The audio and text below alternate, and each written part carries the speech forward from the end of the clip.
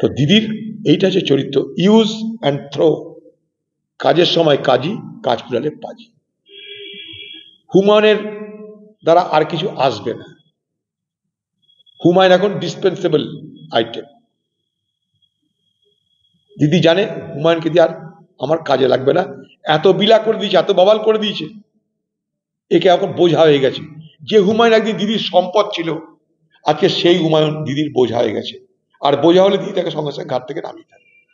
এই তৃণমূলের একটা একটা নেতার এই হাল হয়েছে, হুমায়ুনের সেই হালই হলো। এবার সে কি করবে না করবে, বাবরি মসজিদ বানাবে না সে দিদির মতন আবার জগন্নাথকে, যেমন দিদি উড়িষ্যা থেকে উঠিয়ে নিয়ে বাংলায় চলে এলো, দিদি আর দিদির দেখা দেখি আবার হুমায়ুন কোত্থেকে কাকে নিয়ে আসবে জানি না।